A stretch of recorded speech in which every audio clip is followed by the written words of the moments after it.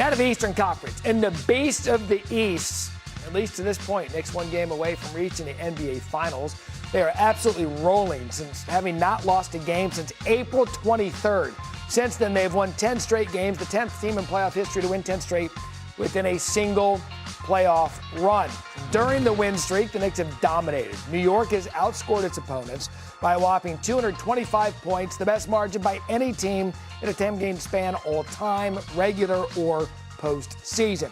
And the Knicks have never had multiple series sweeps in the same postseason. But if they win tonight, they will accomplish just that. Knicks might be up 3-0 in this series, but don't tell Cavs coach Kenny Atkinson.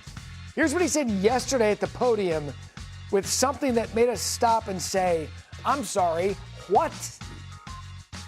Analytically, I think we've won the I said 3 out of 3. We're 2 out of 3 in the expected. I don't know if you guys follow that. There's like an expected score, and we won 2 out of the 3. And I know you're looking confused, but there is really, if you believe in process and all that, take that layer. I know I don't throw that on them. I see it for myself. We have this feeling, then I can go to our analytical table and be like, man, we are. And I think last night it was, the expected score was like 1 point or 2. Us shooting way below expected, them shooting way over. And I know no one wants to hear that. I think you guys like hearing it. I know, general public, no one wants to hear it. Everyone's outcome based, and sure, I get that too. Oh, trust me, we love hearing it. To paraphrase here, Alan, and get your reaction, he's basically saying that the series is 3-0, but the numbers dictate that it shouldn't be. He's saying the math ain't mathin', and really that's, like, I know Kenny Atkinson is a Long Island guy like myself, and he's a fierce competitor throughout his playing career and into his coaching career, and that's not a competitive response. And it's kind of telling me he's trying to find something for his team to believe in, down 3-0, obviously. Because if you see the way they finished that game in Game 3 at home, just watch this one play in particular. Here's Jalen Brunson going through a couple of screens. Watch Jared Allen. Did the controller lose power? Like, he just stops playing. As a coach, you can't accept that. You look at your players like, what was that? And we've seen the Knicks make teams quit before. The Sixers quit in their closeout Game 4. The Hawks quit in their closeout Game 6. The Knicks won their closeout games by 30 or more points. So they're making teams quit. And so what Kenny Atkinson can't have happen is his team do the same thing and give up. That play shows that. So I think he's trying to find something for his players to believe in. Trying to pull something out. Something. Wendy, what did you make of it? Well, Kenny Atkinson is right about one thing. The playoffs are outcome-based. That's one thing he said at the end there. I mean, we can all agree on that. I understand what he's saying, and I'm sure he can prove it with statistics. But what the statistics and the analytics can't account for is that the Cavs have dead legs. They've played 4 more games in the postseason than the Knicks. The Knicks have, meticulously worn them down in this series, and the Cavs' legs are shot. And the Knicks' legs are way fresher, and that blows up the analytics. And I think that, he's said a few things in this series trying to defend his players. He's coming from a spot of trying to defend his players. Right. For example, he said James Harden's not actually that bad of a defender, was something else. But we can all see that James Harden's getting, cooked on the perimeter in this series. So I understand what he's doing. I respect what he's doing. I think it's absolutely an impossible sell at this point in the proceedings. I would say, you're right. I would say this, the fact that he's going out in front of the media and taking it all on him to deflect it from his players, I think is admirable from a coach-player locker room standpoint.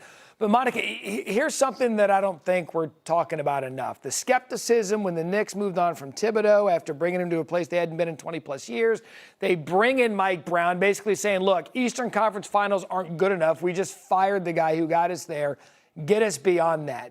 Is he getting the credit he deserves for the pressure that he walked into?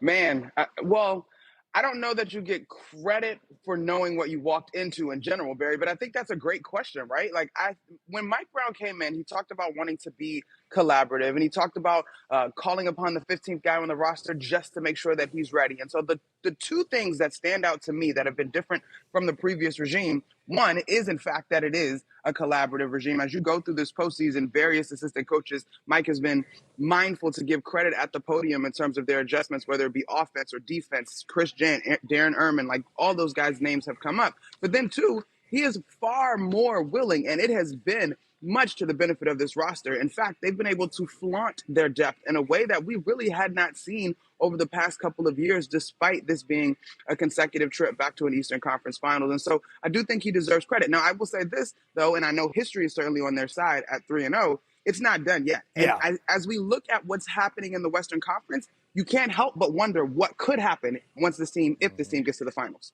And to that end, the difference, we were talking about the differences during the commercial break between this year's Knicks team and last year's. Share that with, what do you think it is? Well, the first thing, let's remind everybody that the last time the Knicks lost a playoff game was April 23rd. It's May 25th, everybody. I mean, it's over a month since they've lost a game. That is not something that you obviously see every day. And it's certainly May, usually when the Knicks aren't losing, it means that they're probably not even in the playoffs. They're trying to win lotteries in the old days. And now, Jalen Brunson, in his era, this has changed the standard.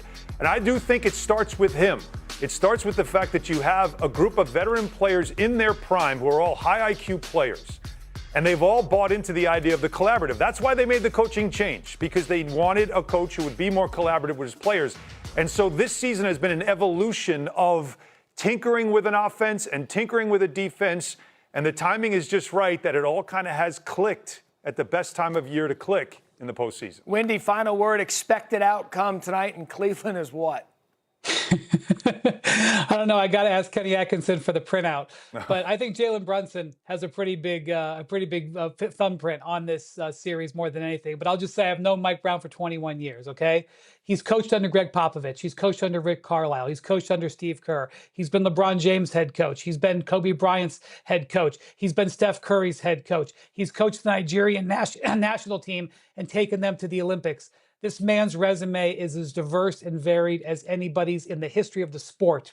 And now he's on the verge of doing something that the Knicks haven't done in decades. And so he knows how to win, and he's failed. He would be the first to admit he's failed with some of these guys too. But he's learned how to win and incorporate so many different things in his career. I would love to read his book someday. It'll be a good book, because you're right. It's a storied career. We'll have Wendy could write it. Yeah, Wendy could be the ghostwriter. That's right. Said he would want credit for it. We'll have Game 4 between the Knicks and Cavs tonight, 8 Eastern on ESPN. It all starts with NBA tip-off featuring Ernie, Kenny, Shaq, and Charles. Pop's been around like throughout the course of the season, but that was the first time he walked into the locker room and was like, "Nah, that's BS. That's not how we play basketball." And obviously he has some choice words for it, but that was the first time all season that he came into the locker room right after a game and told us how he felt, and everybody felt that. You know, Mitch was in there, B. Wright was in there, all the players down to the staff. You know how it is after a game. And then that's the first time I ever seen that. Like trainers, everybody's in there. We close the doors. Let them go. Yeah, we don't let anybody know what's going on in here. But that's the first time he opened that door. We see Pop come in, and it's like,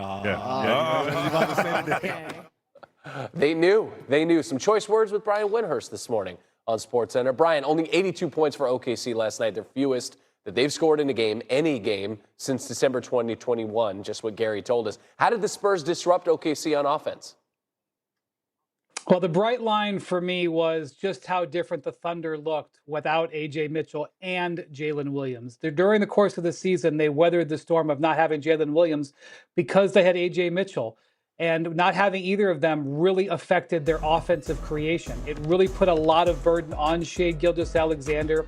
There was also a little bit of a difference that the Spurs made defensively, where they stuck more to the shooters, where they didn't trap SGA as far away from the basket, so they wouldn't give up all those outside three-point shots. And I think the stat that really illustrates this is that Alex Caruso, who's been killing them from three, he only attempted one shot last night because they were sticking close to him. So really the Thunder are going to be offensively challenged in this series if those guys can't come back. Series is tied 2 games apiece, so now it becomes a best of 3. Meanwhile, Game 4 between the Knicks and Cavs, that is tonight, with New York up 3 games to none in the series and has the Cavaliers on the brink. But Cavaliers coach Kenny Atkinson had some other thoughts and a different perspective. Wendy, take a listen to this. Analytically, I think we've won I said 3 out of 3. We're 2 out of 3 in the expected. I don't know if you guys follow that. There's like an expected score, you know, and we won 2 out of the 3. So there you go. Cavaliers are up 2-1 in Coach Kenny Atkinson's mind. Yes. Analytically, your thoughts, Wendy? This is a very tough sell. He's explaining why his team has hope, but it's a tough sell. It's like a couple of days ago when he was saying that James Harden's actually not that bad of a defender, that it's their help defense. Like, there's probably a spreadsheet that actually backs that up. He's not raving lunatic, but it's a very, very tough sell from what all of us saw. And the thing about it is, you can talk about shot luck. Basically, what he's talking about is a metric that the NBA teams use, basically, which is how lucky are we versus how lucky are they. But that doesn't compute tired legs. And one of the big reasons why the Cavs are down 3-0 here is because of tired legs. They're not making their outside shots because they're not feeling great, and the Knicks have had more rest. And that is a big factor going forward. But listen, process over results always falls flat when you're in a short series, and that's where we're at right now. Cavaliers might be getting a lot of rest if they don't win tonight, like a couple months worth of off-season rest. The Knicks, 2.5-point favorites. They go for the sweep tonight. Wendy, great to see you. All right, we're going to see New York move on, and we're going to see the Cavs live to play another day. It is Game 4 tonight of the Eastern Conference Finals. NBA tip-off gets you started at 7 p.m. Eastern time, and then the game itself, 8 p.m. Eastern on ESPN and anywhere you go on the ESPN app. We'll be setting the table for you all day ahead on the 2 p.m. Sports Center. Everything you need to know ahead of Knicks, Cavs, Game 4, including how Cleveland can bounce back tonight.